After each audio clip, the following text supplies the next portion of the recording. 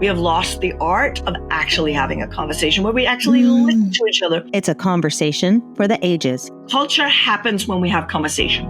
Culture strategist Jeanette Bronee guests on Intentional Living with Courtney Meyers. It's almost like we have a dysregulated social system. We're in a messy middle right now. Discussing everything from disconnection. I think the word together is one that we need to bring back into the conversation a lot more. To cultivating more care in every aspect of our life. If we stop caring about our work and each other, we have more problems on our hands than we would want, I think. But as a society, are we really ready to be a we? I don't know if society is ready for the we culture. You're bringing up a good point, and that is to recognize we're not losing ourselves in the we culture. It just means that we're all part of the piece that brings it all together. It's time to find out on an all-new Intentional Living with Courtney Meyers. Welcome to Intentional Living with Courtney Meyers, a podcast dedicated to those seeking a more fulfilled and purposeful life through thought-provoking conversation, spiritual exploration, and authentic connections. The intentional movement has begun, and if you found yourself here, you are a part of it. Intentional Living with Courtney Meyers starts now. Hi, Jeanette. Welcome to Intentional Living with Courtney Meyers. I am so honored to have this time with you today. I know you just got back from abroad, spending some great time with workshops and speaking on something that's really fascinating to me, returning back to our human connection. And I know you speak a lot about like the workplace and things of that nature, which is actually really coincides well with the topic of the show today, because I think we're getting so automated. We're becoming almost so robotic in our work and in our life that we've lost touch with this humanness, and we need to return to it. Yet, I don't know that we actually know how to return to our humanness, because I feel like as humans, we are so dysregulated. We are so out of touch with what we are that it's almost like we have a dysregulated social system, a dysregulated living system, a dysregulated work system. So I am just thrilled to be able to tap into your brain and see what's going on. So welcome. Thank you so much. I'm excited for our conversation and see where it takes us. And I agree with you. Oh my goodness. So yeah, what is going on? I mean, you come from, a high-powered background. You worked in fashion. You had a burnout moment. You come from, Denmark, 2 burnout moments. You come from Denmark, you're inbred, you're in the American culture. There's so many different aspects of this, work that you do that I think we can dive into, because not only is it a human connection problem that we have, especially in America, but I think it's also a living problem. And it comes with that ambition that we breed here. So what do you see is going on in the world today with the way we work, the way we live, the way we play, all of it? I think the best way to start that conversation is by saying, I think we have a paradigm shift going on. And that's good. I think we're looking at work as something that shouldn't burn us out, but rather build us up. And I think our relationship with work has been one that says, well, work hurts, so we just have to get through it. And if we want to be successful, it's at the cost of our health and well-being, maybe even our family and our friendships and so on and so forth. And that has been sort of like a normal way of looking at the cost of work. And I think it's very born out of the Industrial Revolution, where the whole idea of where we came into production and producing and making things, right? But that's not the era we're in anymore. We're not making things. We have robots for that. We have, granted, some people are still producing, but, it's a different mind frame, because even if you are on a production line, I don't think you're producing anymore. You are supervising the production line. So again, there's even a shift there that I'm not sure we quite consider. And so the way that we are looking at what it means to be human at work today, a big part of the conversation has been about our emotions and how are we bringing our whole selves to work. But I think we're missing a point. And that is, how do we best use our human intelligence to do work better? And that, I think, is the key conversation that we need to have. So it doesn't get lost in, well, humans are so emotional and they just need to figure out how to manage that. And they need to get better at managing stress because we're so fragile and vulnerable. I think it's unfair to have that conversation. I think we have a human advantage, and that is the fact that we can pause, we can listen, we can think, we can engage, and we can make decisions with intention, with attention, we can choose. We have power of choice. And we're the only creatures that do that, right? Animals are running completely on instinct. We have the opportunity to pause and choose how we want to engage and act and respond. And that is what we need to pull the power of, so that is our humanity in the workplace, is the fact that we actually can think. Like, we can actually make solutions. We can actually be constructive and creative. That's the element that we need. And I'm not saying nobody's talking about that, but I'm saying that that's the element that I think is so important that we find our way forward to. Because I don't think it's finding our way back. Because I don't think ever that our humanity has been appreciated in the workplace, to be honest. At least not in the fashion industry. And it may be now, but I left, many years ago. And so I think that's the nugget first and for all, to really understand what is our human advantage, what is our human intelligence that we can unlock and really use for good at work. I think that's the important conversation. I love the whole concept of human intelligence. I actually just did a little bit of copywriting for a client of mine, and we were talking about that. And I was helping her come up with this topic of facing artificial intelligence, but tapping into your human intelligence. It is such a big topic, the automation of everything. And I think it serves us and benefits us so well because it can really help curb that burnout in one way, because it can help simplify. It can help us cut corners around that menial labor and that menial task or the things that just kind of bog us down sometimes, so that we can free up that space. But I think you tapped into something really key there, is that creativity, because that creativity is what makes us human. That creativity is what taps us into our spirit. That creativity is what makes us who we are. And that doesn't mean you have to be in a creative industry. It's just using our creative thinking, our mind, being able to imagine and see things that don't just get plugged into a computer. And so I think that's a huge asset that we do have. And I do agree with you. There is a shift to talking about this more, yet I think there's a lag in catching up with it. Like you talked about the Industrial Revolution. I've been having this conversation with my husband because I have two very little kids that are 2 and 4. And they're, about to go into the school system and things like that. And I'm really racking my brain, is this the right thing for them? No, I'm not a homeschooler. It's not in my skill set. I know I can't do it. But there has to be a better way, because the systems that we've put into place for our life are all born out of the Industrial Revolution, where we've created a system of creating workers, factory workers, people that clock in, clock out, just follow this code. And that's just non-existent, I feel like now. So how do we shift the way we're living into that more, into what this new paradigm shift is? Yeah. And to your point, I think we're still following the old system of clocking in. That's the mindset. And I think we had an opportunity, and I think we somewhat used it and we somewhat missed it after COVID and during COVID. And that was to rethink how we work. And and right now we still have the opportunity to stop and pause for a moment and be like, okay, let's just look at this. How do we actually do our best work? Right. And to your point, creativity is about solving problems, and we don't make things anymore.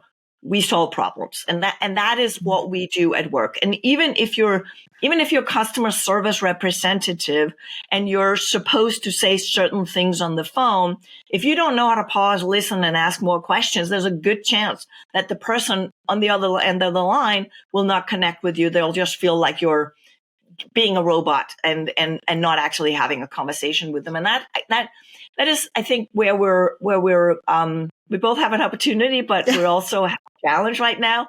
And that is, I think, with all the technology that is our way of communicating, we have lost the art of actually having a conversation where we actually listen to each other.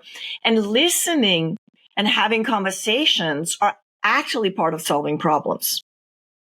I love that.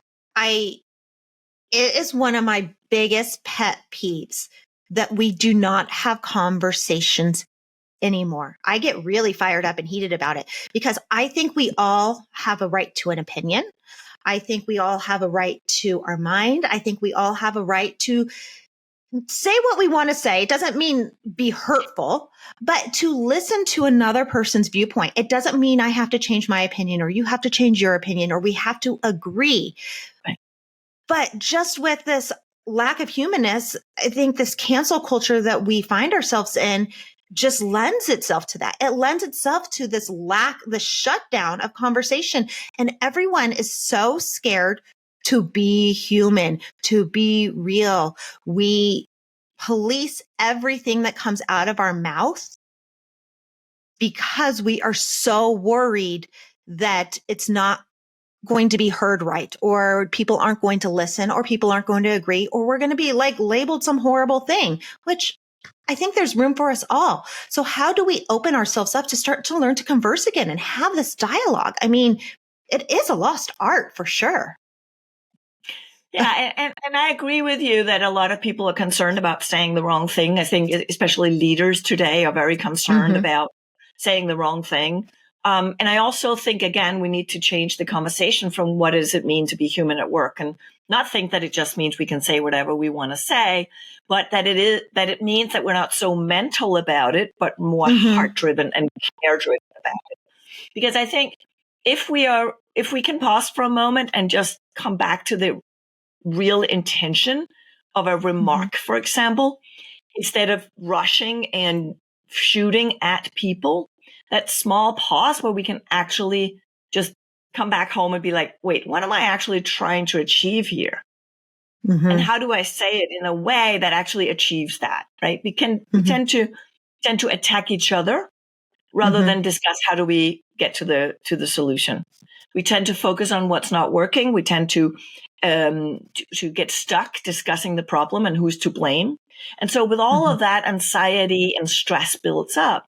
And it's really difficult to stay intentional, for lack of a better word, and especially on this podcast, right? To stay intentional and remember, what are we trying to do here and what are we trying to do together, and really focus on that. And I think a lot of times, if we were to be truly intentional about how we engage with other people, I don't think we would be so harsh and so rash in how we throw words at each other. Because very often, if we pause for a little bit and see that right now I might be coming from a place of defending myself, attacking another person, or my own fear is driving my communication. And I can pause for that moment and say, okay, well, it's not really about that. It's about how do we get over there, which is where we're trying to get to. That's the problem we're trying to solve. And how do we get there together? And I think the word together is one that we need to bring back into the conversation a lot more. Well, I'm wondering, as you're saying this, it almost sounds like it's like this competitive,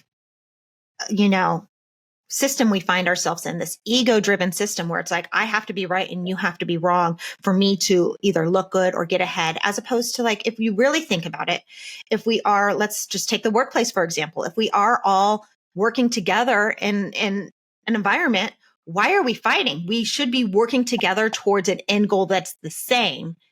And it's just this competitive nature. And I'm wondering if that's just kind of like that old archaic, like, power shift that's going on from, that masculine energy. I'm not saying men, from that masculine, ego driven energy, the logical brain, into and then the heart centered brain trying to come back into place and take a little bit more of that mindfulness and move into the world with a little bit more softness, which I think we've seen when I was in TV and when I was in corporate America, there was a lot of talk about, oh, we're creating a family at work and this is a familial workplace. Well, that shit went out the window when COVID happened. There was no family, or even before that probably, but like when things get rough, when things happen, are you really a family? Who's on the chopping block? Who's in charge? Who's covering their ass type of situation comes up. So like, saying that like, oh, we are all in this together or family thing just doesn't really hold true to me. And I think to a lot of us. And so like, how do we bring that actually into the workplace or into relationships in general to create that environment that's genuine and real and authentic? It's a good point, right? With the family thing where people are like, oh, we're like family here. What they're trying to do is say we care about each other. And I agree with that. A culture where we care about each other. But as family, I think it's triggering more so than helpful. Like, for example, I wouldn't want to feel like I'm in a family at work because I was, I felt responsible for my mother's emotions. She struggled a lot with mental illness. So I'm like, I don't really want to feel responsible for other people. And so if you're telling me that this is like a family, I'm like, okay, who am I responsible for in terms of their emotional sort of support system? I don't really want to do that. And so I think that it's a good idea not to call it a family, but calling it a community or a cohort or a team, like a team, for lack of a better word. And one of the things I do is I say, think of it as a sailboat. Like we're so used to this idea of resilience and as being this like big tank, like big, what do you call it with the things stacked on top that travels with all the goods? The ship, that big. Right? Resilience is this container ship and it just keeps going and everybody's like doing whatever they need to do to keep it going and the captain is steering the boat, right? But if we're thinking of it if we think of resilience as agility and being able to shift and move, but doing so together, like a sailboat where if the whole team doesn't work together, the captain can steer all he wants or she wants, it's not going to work because everybody needs to bring the input to the boat. Somebody looks at the wind, somebody looks at other boats, somebody looks at the current, somebody looks at the waves, somebody checks the sails. And we're all working together in a unity. No one wins, or at least no one should win.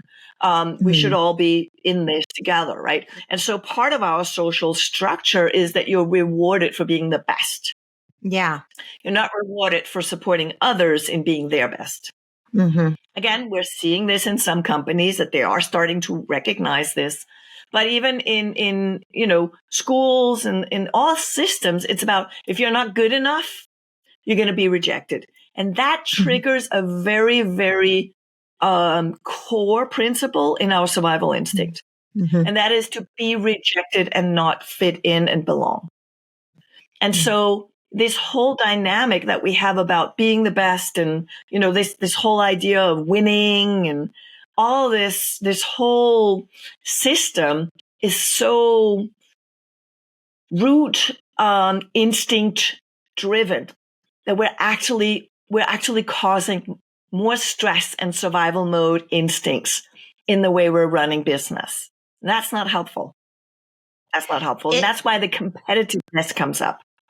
Yeah. Doesn't it always just really come back to those core instincts? Like, we can say what we want about it. We can try and manipulate the situation, but it all kind of comes back to these root things, whether it's the triggering of your family system, whether it's coming back to how we react in a situation. It all comes back to being loved and fitting in.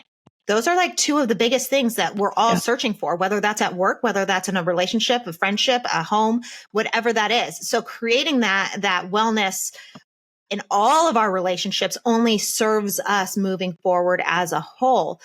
But especially in America now, I know you come from Denmark. It's a little bit different. I don't know. Is it different there? This is something that's super fascinating to me because in America, we are so focused on ambition, winning, competition, being like the top of our game. How do I get there faster?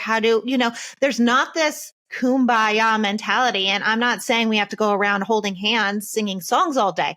Like I am just as ambitious as the next person. I'm extremely competitive. It's bred in me. And I actually get high in a way off of that competitive side of myself. I'm trying to learn to come back to be more of that like receiving and softer side of myself. Is it like that in other countries that you see? There's different ways of looking at it, right? I grew up a competitive gymnast, so you could argue I was very competitive, but it was in a team situation. So I might feel sometimes I was competing against the others on the team because I wanted to be better than them so that I felt like I was, being seen.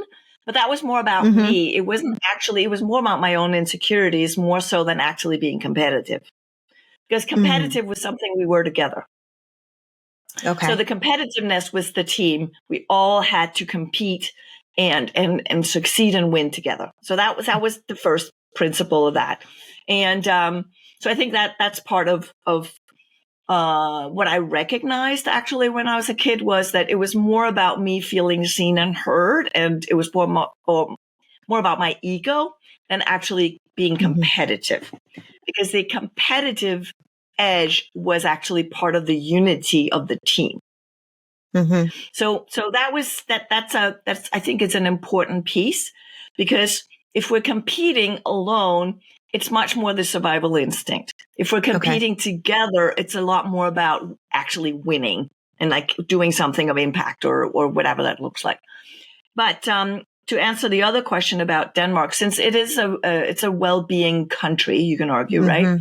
It's a socially democratic country, which means we're not socialists. It means that we have a social responsibility to include those that can't necessarily achieve what everyone else can achieve or what others can achieve. There's more of you can think of it as more both equality and equity as part of the system. So it's not a socialistic system where it's very capitalistic, but it is a system that says we all have the basic core support that we need to survive. We have healthcare, we have school, we have childcare. We have these things that make a society function in a way that doesn't cause us to struggle in survival mode in fear. And if that's the core principles of saying to create a well-being country, you need these basic principles to survive. I think that's what some companies are doing now too, as they're creating a well-being culture. They're saying, what are the support systems that we can put in place so that people don't have financial stress, social stress, like these different stressors that we know is part of life. But if we feel taken care of by having the tools and the resources to get help, then we're not going to feel as stressed. But the social piece, which means we're doing it together, we're not trying to do it alone, I think is a very, very crucial part of understanding well-being. And that's where the social democracy comes in a country like Denmark. It's the social aspect, not socialism, but the social aspect that says together we create the kind of environment that we want to have, where we feel safe, where we feel that we have resources, where we feel taken care of. And I think that's the system that we're trying to implement now in companies that are saying we need well-being. And so they can make the foundational basic pieces of mental health, emotional health, physical health, financial health, and so on and so forth. But the piece that very often are missing in well-being programs is the social well-being, which is back to relationship building, communication. How do we actually engage with each other? How do we feel seen, heard, that we belong, and so on and so forth. So do you think, in your opinion, if we can implement things like this into our workforce, it will expand beyond the workforce and into society and culture as a whole? Because what you're saying about living in that survival mode, I would argue the majority of people that I know, that I see, that I speak to, the majority of us are living in a constant state of survival. And it is debilitating, to say the least. It's not helping anyone.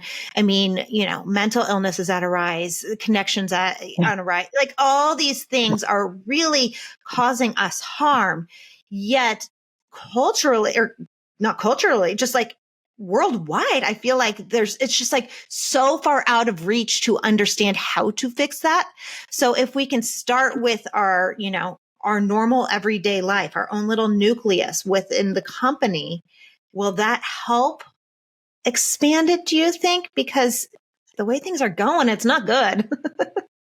I know. It's interesting. And I'm going to say something that I'm not actually completely qualified to speak on. And that is in communities where we see a lot of survival mode, we also see more aggression. And I'm not saying that as an expert. I'm saying that as it's a natural human reaction. And I think we can all agree that there is more aggression in communities that are struggling more. Right. And so the basic living standards in communities that are struggling more and so on and so forth. So if that is part of community care, that could certainly help the country as a whole. Would Americans ever share their taxes to somebody else's well-being? I doubt it, to be honest, because we barely want to. We barely want to pay for the roads that we drive on, but that's the piece, right? So when a company steps in and says, well, we're going to do this for our people, what they're doing is they're saying we're creating an environment that's more safe, where we are trying to eliminate some of the stressors so that the stress from work, the pressure from work, and those things are more of what you need to tackle, but the basic core elements, we're going to help you take care of that. And I think to be honest, I think that is a great responsibility that companies are taking on, and we see that shift and change. I think that's a care-driven culture, and if we could see that ripple effect and that into communities where there was more of a shared care, as I call it, I think we would see more support in communities where people feel a little bit more safe. And this is where I'm not an expert. I think we would see aggression go down. I think we would see kids being able to focus on going to school and learning something instead of just trying to figure out how to survive every day. But that aside, that's not my primary focus, so to speak. Yeah. But I do think that there's a ripple effect of care that happens when we all feel a little bit more safe. I think we can share that. We can be more available to other people. Because again, if we're not on the survival mode, what's the next step? The next step is how do we connect and communicate and create something together? And then once we're feeling like we're connecting with each other and belonging and creating something together, we go to the next step, which is the growth mindset of saying, okay, how do we solve problems? How do we become more innovative? How do we do stuff? And if we don't go through those stages where we can lift out of survival mode, come into the what I call connection mode and listening mode and communication mode, and then we lift up into that collaborative impact growth mindset. Let's create some change mode, because we can't create change on the survival mode. On the survival mode, we're just fixing potholes. And that's in communities and companies where survival mode is high, where the competitive spirit, the competitive mindset is still the paradigm. Like sales, there's a lot of like the old sales paradigms, like just, if you can't beat them, whatever the saying is, I'm not going to go there. Well, if you can't beat them, join them or whatever it is. Yes. And, that's a good idea. But the whole idea is to beat them. It's like, no, we're solving problems. Sales isn't about beating somebody. I know it's about results, but how do we reach the results? And if we can do so by saying, I'm here to solve a problem. That's what sales is about. How many problems have I helped solve today, right? Instead of just how have I been meeting my numbers? And again, it's about how we approach something by understanding what truly drives us as human beings is what we care about. And fear gets in the way of accessing that. And so if we cannot be driven by care, which is where we will come together as a community, even in the workplace, a community as well, if we can't be driven by care and teamwork and lifting and impact and the change we can make in the world, we're going to keep suffering, surviving, struggling, and just, competing with each other. And we have a choice. We have a choice to change that. And as I said, I think many companies are looking at how do we change this, but I'm not sure we're there yet quite in understanding the impact of social well-being and emotional well-being on our mental health and our physical health. Yeah. I mean, even just thinking about fear, there's so many different industries where the leaders think that they have to rule by fear. I remember in one of my jobs, I had a boss who was just a complete jerk, and just, he thought to get his point across was to be screaming and yelling at you. Not just one boss. I had multiple bosses like this, but I mean, the industry I was in was really known for an ego driven, just like yours, really known for ego driven jerks. And I remember just getting berated one morning because he sent me an email at 11:30 at night that I didn't respond to, even though I was still in the office at 6 a.m. the next day to be on set. And it was just kind of like, there was no boundaries. There was no care. There was no humanness. A lot like, no, I actually was in bed asleep. I'm sorry I didn't get your email. Like we miss these things and I can't help but think, and I love technology. I'm the first one in my little household to say, oh, there's a new TV. Or there's a new phone. It's not my husband pushing it. I'm like, yeah, let's go get all the new stuff. I'm totally the one that's like all about the tech. But there's something there where we have gotten so lost in this thinking that we can connect with everyone at all times in any way that we want, that we have lost what connection truly is, for one. And two, we've complicated things. Like, it's almost like we need to go back to that simplistic nature, because when you were talking about that community coming together, if you think about some of the cultures and some of the countries where things are maybe less forward, less advanced technology wise, they are more, I think, mentally, a lot of times, and like I'm not an expert in this either, but from what I see from the outside world, is it seems like there is more community, there's more connection, there's less mental health issues, there's more enjoyment out of life versus this constant like gotta one up someone, because we've gone back to those basics, we've gone back to the simplicity, we've gone back to the human experience of helping one another and pitching in and helping, taking care of the kids and helping your neighbors with dinner or whatever it may be. And this isolation, this lack of connection, and this reliance on technology has just really stripped all humanity from our life, it feels like. Yeah, I think it has. And I think that's the challenge, right? Is saying, how do we use technology to do our work better and bring us together in a way where we can actually connect as human beings in an environment where we're sitting down together and breaking bread, so to speak, right? And like when I worked with the Spree, for example, and this was in the 80s, it was mandatory to go and have lunch together. And it wasn't because they needed to feed us at a certain time. It was because they knew that culture happens. Culture happens when we have conversation. That's culture. Culture is relationships. Culture is conversations, right? And so we would solve problems together that we might have discussed over lunch, but that wasn't so much it. We got to know each other better over lunch, so we knew better how to work together when it counted. And so I think it's, again, understanding how human nature works and then using technology to support all the busy work that we have to do. Because I think that's the, I love technology as well. And I kind of pride myself by being like up to speed and up to date. And I also sometimes I'm like, all right, I haven't figured this out yet. But I do think that we're in a messy middle right now. I think where technology is moving so fast that we're missing that we're not supposed to keep up with the speed of technology. We are supposed to figure out the speed of the human connection, but using technology to do the work so that we can move forward in a way that actually reconnects our humanness to work better together, right? So because we're not going back. We're not going back to not having technology. That's not happen. And I don't think it should, because seriously, when I had to learn how to telex or fax or doing those things, it's much faster to send an email. I appreciate that, right? But it's our responsibility to pause before we send that email. It's our responsibility to actually be intentional and discerning when we send that email.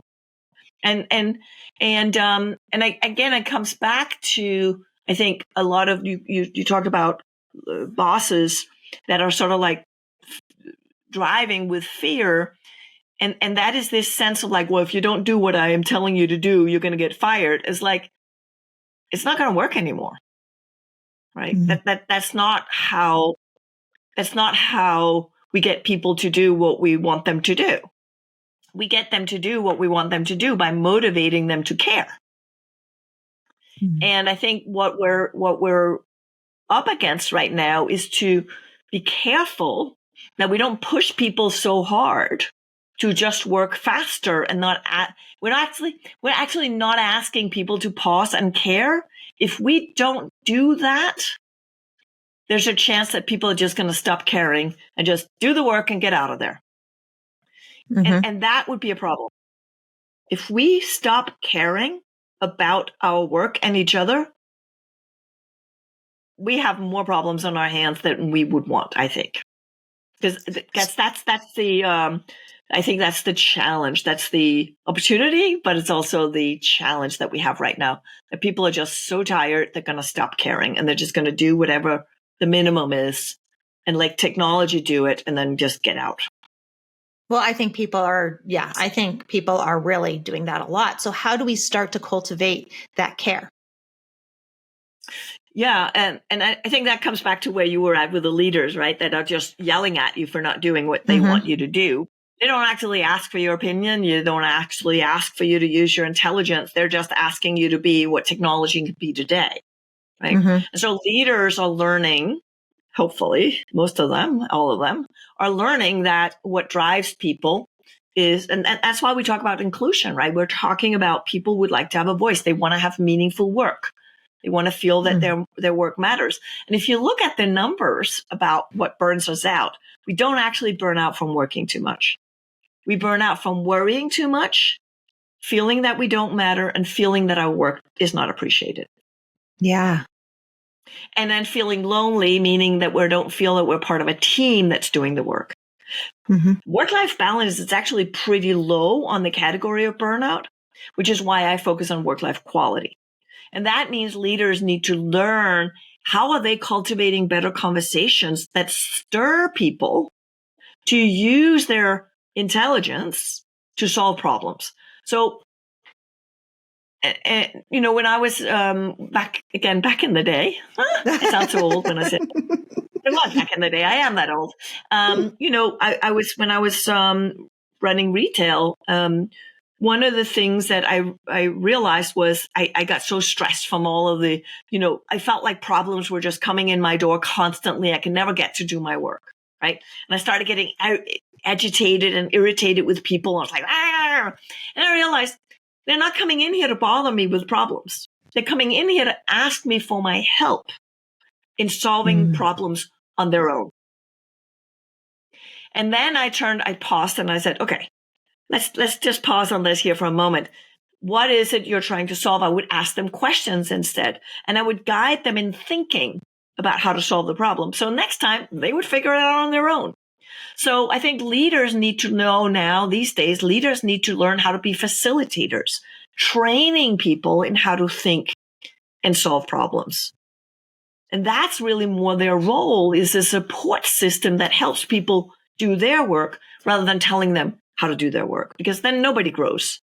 And again, work should be about growth, both results, but also, personally and professionally. Well, I think you could take that theory into any sort of situation, whether you're in a corporate situation or whether you're the CEO of your home, whether you're a stay-at-home mom. I mean, it's the same thing. There's a lot of talk about, women in burnout because we're expected to do all these different things because we hold all the answers. And it's like you're constantly getting people coming to you like, oh, how can I help? Then I have to figure out how you can help. It's more helping people think for themselves.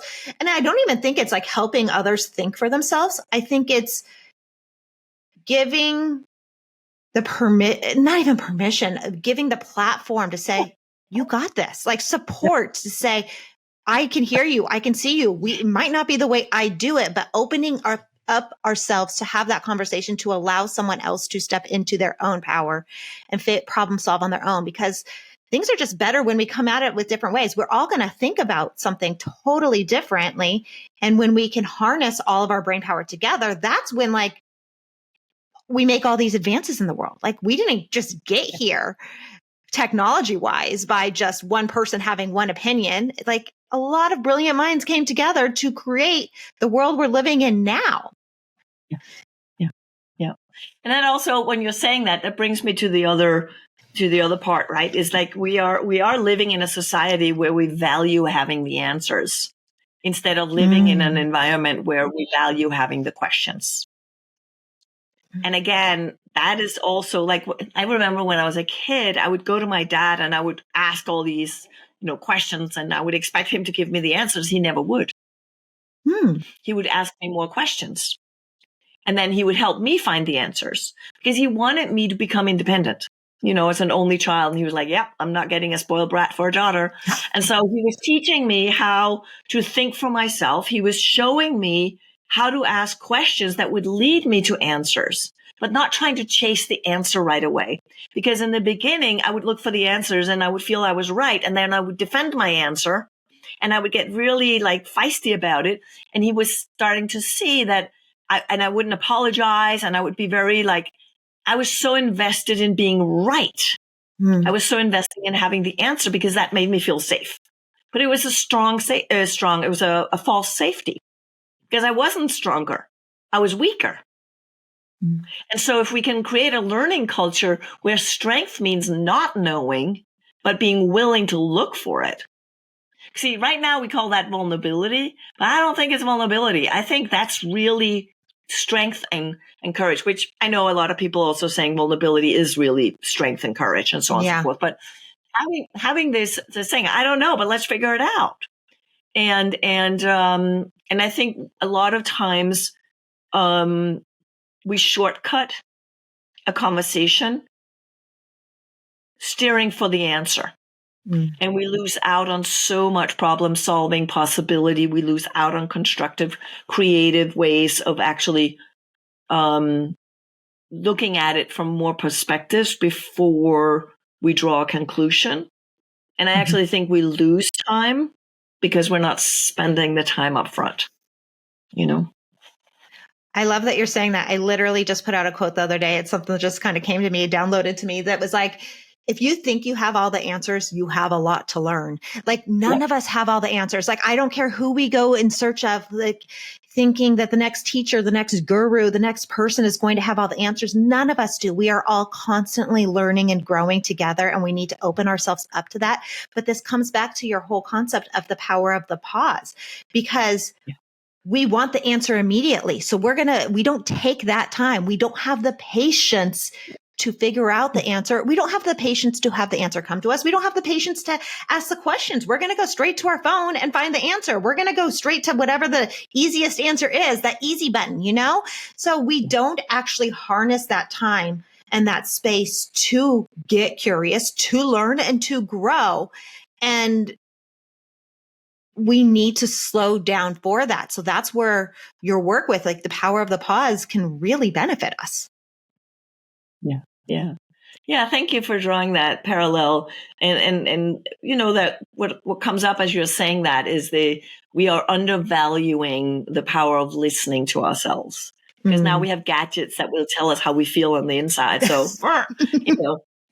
and it's kind of and trusting ourselves a little bit more. We're not going to learn to trust ourselves if we can't learn how to listen to ourselves. That's a real, and we're talking a lot about confidence these days. And again, I'm always concerned that it becomes this false confidence where we're just being say all these mantras and I'm so great, I'm so good, I'm so this, I'm so that, which is really so ego driven, where it needs to come from the heart and be I don't feel great right now. I don't feel like I'm capable right now, but I am sure going to support myself in figuring it out. That's a lot more care driven, and it's a lot more sustainable. And actually I feel is a lot more powerful. It's a little bit the young tree that will just bend in the wind versus the big, strong tree that will just tilt over, And we have this idea that the stronger we look, confidence is this thing we put on.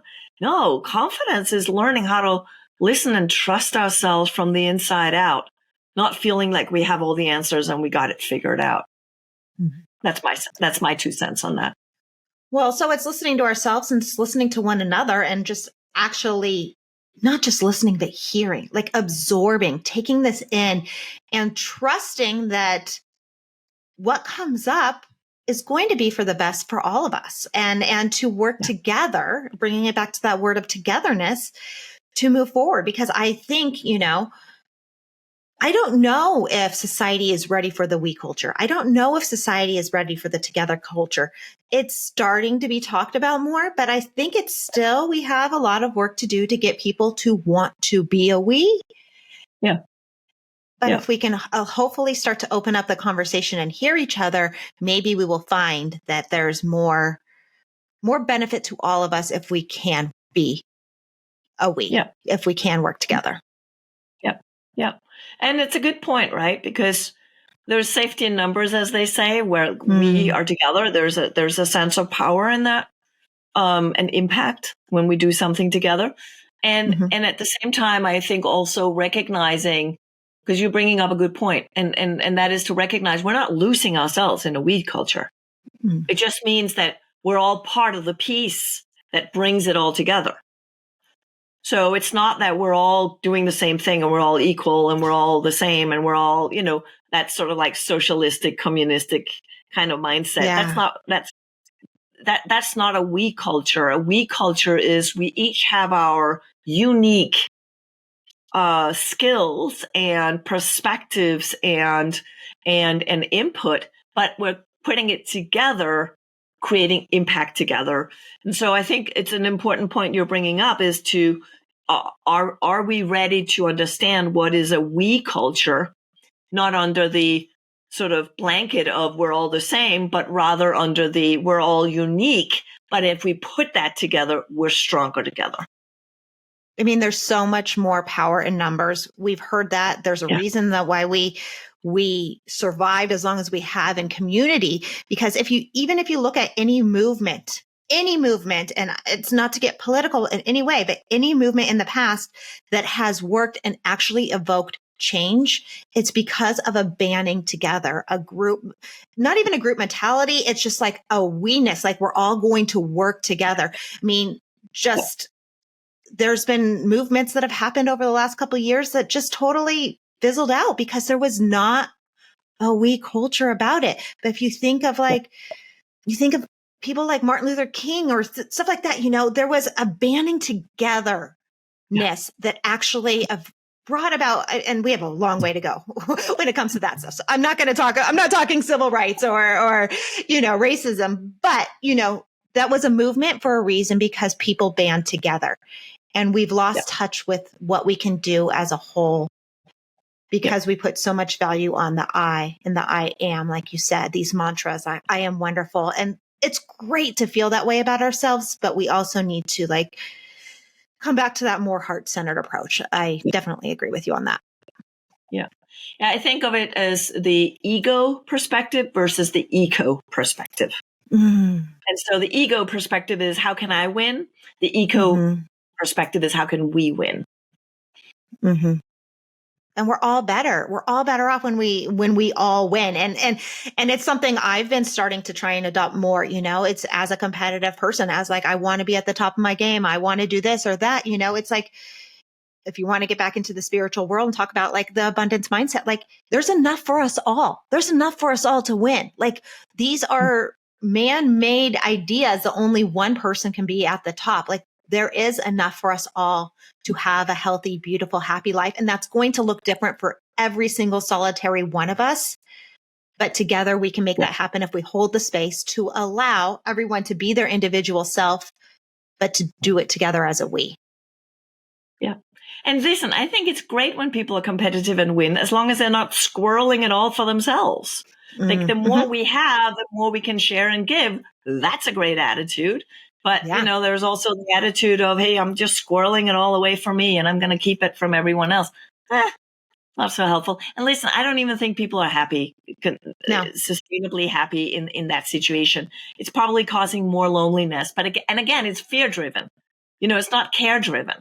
Yeah. So a lot of this, when it's fear driven competition instead of impact driven, care driven, I think we all lose if we're supporting that sort of ego perspective instead of the eco perspective. Yeah, well, I heard Dr. Rebecca Heiss tell me about it, that you can't have fear and curiosity at the same time. And I know you were talking about that curiosity, like asking those questions. It all comes back to that same thing. They don't coexist. You can't be scared. You can't have that fear if a tiger is chasing after you. So I think definitely getting more curious about it all, I think will open us up to more. So thank you so much. I love what you're doing. How do we connect with you? How do we hear you speak? Where do we get your book? All the good stuff. All the good stuff, yes. Well, my book is available where books are sold, and if it's not in stock, you can order it, or go to the tried and true sometimes, I guess, online sources. Try your indie bookstore, right? Try your indie bookstore, order it. So my book is available. There's Self-Care Mindset, and you can find me anywhere, Jeanette Bronee, and JeanetteBronee.com is my website, and social everywhere. And nobody else has that name in the world, I believe. So I can't hide. I love that. How cool would that be to have no one else have your name in the world? I don't know if that exists. I don't think anybody else has my name. Now it's going to be a challenge. I'm going to go see if I can find it anywhere else. I haven't found it. I have Jeanette, and some people have Bronee, but they don't have it together. So I can't hide. I'm here. You love it. Well, thank you so much for talking with me today. I loved every minute of it. And that's it for today's Intentional Living with Courtney Meyers. Thank you so much for joining us. And thank you, Jeanette Bronee, for the beautiful conversation all about connection. If you want to get Jeanette's book or work with her, I'll put all the information in the show notes below. And as always, you can find Intentional Living with Courtney Meyers and Intentional Media on our website at CourtneyMyers.com. That's where you'll find our books, our courses, and everything else we have going on. I can't wait to talk to you soon. Bye.